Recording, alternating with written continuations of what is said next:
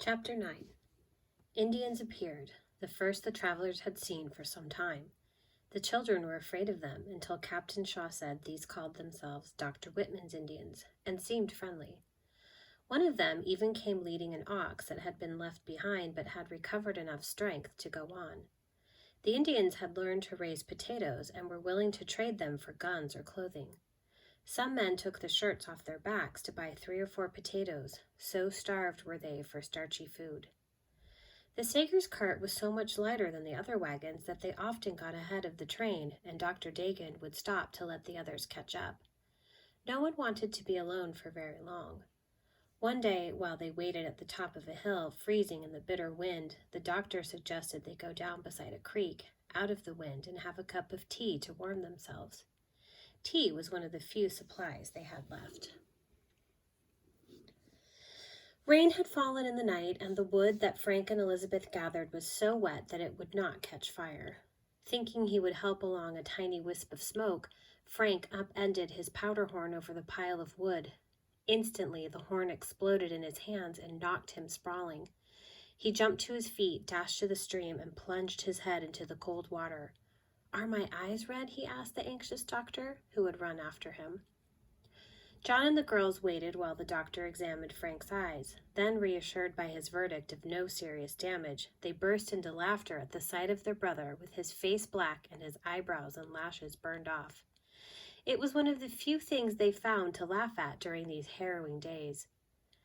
Slowly the company made its way along the Burnt River, over a divide to the Powder River, and then into the beautiful Grand Ronde Valley, where there was plenty of grass and a fine, clear stream. It would have been a good place to rest for a few days, but it was now near the end of October. Snow would come soon in the Blue Mountains, looming just ahead. The mountain crossing took 3 days. Captain Shaw tried to encourage the men by telling them that the immigration of the previous year had suffered a much worse time when 40 men had worked 5 days to cut a rough trail the wagons could follow. Still, this was not much comfort to men who had to double their teams to pull the wagons up each steep slope, chain the wheels and tie logs on behind to hold them to the grade going down. The last day they woke up to snow, falling gently through the pine forest. Toward evening, the wagons reached an opening in the park-like pine forest where the people could see spread below the great valley of the Columbia River. 300 miles yet to go along that river before we reached the Willamette Valley, said Captain Shaw. John, standing near, mused, "That's where Pa wanted to take us." "So far, that's where we'll go," Frank said firmly. Catherine shifted her weight from her aching leg to her crutch. "I thought we were going to the Whitman Mission." "That's only a perhaps. What if they don't want us?" The question stayed in Catherine's mind all the next day as the cart slid and rolled down what must surely have been the longest hill in the world. When they reached the Umatilla River, part of the travelers made camp to rest and repair their wagons and to replenish their food stocks from the potatoes and flour offered for sale by a man Dr. Whitman had sent to the Umatilla camp. Some of the immigrants complained about paying, thinking the doctor should give them these supplies free. After all, he was a missionary, wasn't he? "But he has to buy seed and pay men to help him," Aunt Sally said. She bought as much as she could pay for, and the family had its first taste of bread in weeks. The potatoes were almost as good. The Shaw Company had come over the Blue Mountains by a different route from that used by the Whitmans 8 years before, and to get to their station it was necessary to turn back eastward about 40 miles. Only those who were ill or desperately in need of more supplies than were available here made that extra journey. All who could went on toward the Columbia and the trail westward to the Dalles. There, at the foot of the Cascade Mountains, they would have to build or buy rafts to carry them down the river to Vancouver in the valley. Already, when anyone said the valley, he meant the Willamette Valley. Captain Shaw left his family camped with the Sager children while he rode horseback to ask if the missionaries would take the orphaned family. After he left, Aunt Sally helped Catherine wash out a dress for each girl, and John borrowed her dull shears to cut off their tangled, matted hair. Uncle Billy, as they called the captain now, rode back into camp late the second day after the girls had gone to bed in the cart and the boys in the tent. Catherine heard the crackle of flames and the sputter of grease in a pan as Aunt Sally cooked his supper. "How did you come out?" she asked in a low voice. They had already heard about the Sager children. Wagons have been coming in for a month. "Will they take the children?" At first they said no, but they are very religious people. Mrs. Whitman finally sort of left it to the Lord, I guess. If he sends them to her, she will have to take them. That is, if no one else can or will. I told her how it is with us. Anyhow, I don't believe that old cart would hang together long enough to get to the valley, and the children are too weak, especially the two little ones. She said she would take the girls for the winter. Not the boys? Oh no, she can't mean to separate them after their parents begged they might be kept together. "We must not judge her, Sally. She's been sick a lot," her husband told me, "and anyone can see she's got too much to do right now. People running in and out all the time, enough to drive a person crazy. Children all over the place." "Are they hers?" "I don't know. Never asked. Some of them looked like half-breeds. Sally, I feel sick about this. If I just knew where we were going to live, how I'm going to feed my own family." "I know. Why, if we had a house, Billy, like the Whitmans, I'd never let these children go. But we can only do what we can. When will you take the girls over there?" "We'll start tomorrow morning. Let the boys go along. Once she sees them, maybe she will change her mind." "She doesn't strike me as the kind that changes her mind, but anyhow, let the boys stay with them as long as possible." Catherine lay still, hardly breathing. Had John and Frank heard? How could she and her sisters live without them? "I don't like Mrs. Whitman," she told herself. "I don't care if she is a missionary. I don't like her." And in the morning, when Aunt Sally was cooking their breakfast of boiled potatoes, Catherine asked, "Do you know where Rosanna is?" "Mrs. Perkins had her, last I knew. I don't believe they've come down from the mountains yet. Honey, you mustn't feel too bad if the baby isn't alive when they get here. She was awfully weak last time I saw her. But she's tried so hard to live. She's so stout-hearted, like all the Sagers."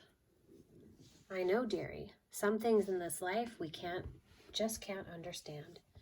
She took Catherine's face between her two rough hands. "You have to be brave for the others. Now then," her voice changed to its usual brisk cheerfulness, "let's get you all dressed up in those nice clean dresses. My, but you are a fine-looking lot of children. You must show Mrs. Whitman you've had a good bringing up. Your Ma and Pa would want you to be nice to her. She's doing a lot for you." Elizabeth threw her arms around Aunt Sally's waist. "I'd rather live with you and Uncle Billy." "I know, and I wish we could keep you." Suddenly her face crumpled, and she held her apron to her eyes. Uncle Billy patted her shoulder. Now, Sally, things aren't as bad as you make out. We'll go down to the valley and find us a house. Next spring I'll come up and get the girls. The boys can come and live with us too."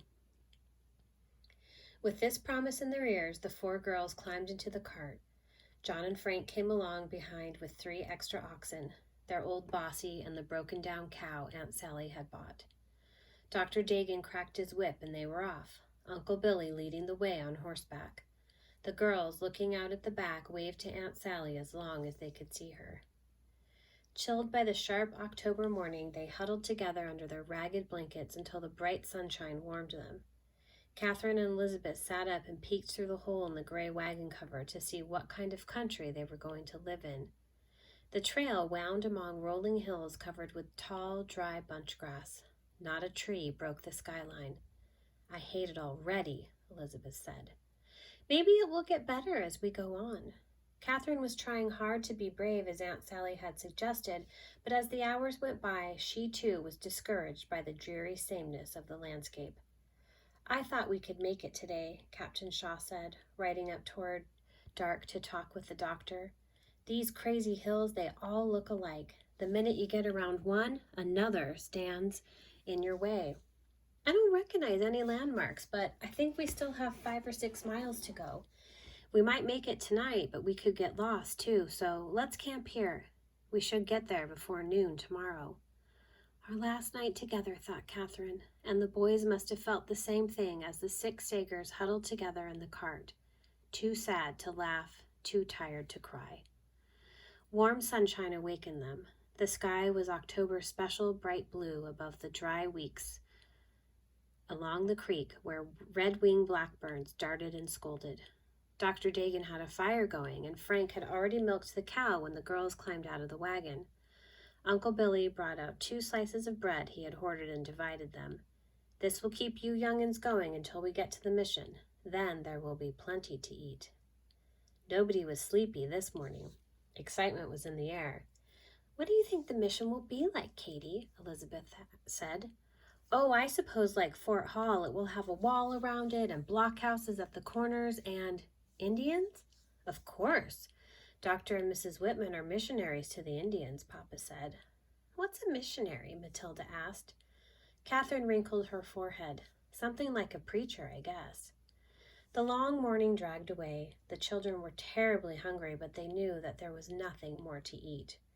One thing was hopeful. The road looked more used, and off at the side in the tall grass, horses stood grazing. Catherine looked out of the front peephole just as Captain Shaw rose in her stirrups and waved to someone.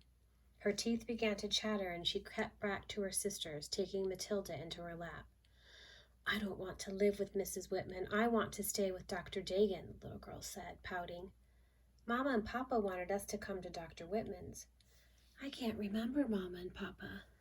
"Oh, honey, you must not forget them. Don't you remember Papa's beard, how you liked to stroke it?" Matilda laughed. "It tickled me." Catherine turned to Elizabeth. "We must not let them forget, Lizzie."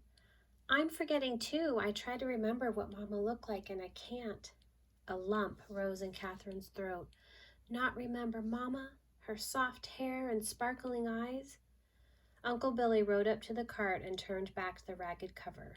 "Now, you girls watch. You'll see your new home soon." The road swung around the base of a big hill and entered a broad, level valley. Straight as a string, the trail led toward buildings in the distance. Off to one side, a blue pond rippled in the autumn breeze. 6 white ducks swam there. Catherine was astonished to see that they looked exactly like the ducks on the ponds in Missouri. She saw no walls, no blockhouses. The road passed a square, 2-story house built of gray adobe bricks, where children played in the yard and women were hanging washing on a line. She saw other buildings, too. That one over there looked like a blacksmith shop. Papa would have liked that. Again, that lump in her throat. Not remember Papa? A network of ditches full of water led from the pond through a garden where pumpkins lay golden among dry shocks of corn. Beyond the last ditch was a long, low white house with a green door and green window shutters. It might have been a house in Missouri. It looked like a home. A little of the fear and dread melted Catherine's heart. Uncle Billy stopped in front of the house, dismounted, and walked up the path to the green door. As it opened, Catherine heard him say, "Mrs. Whitman, your children are here. Will you come out and see them?"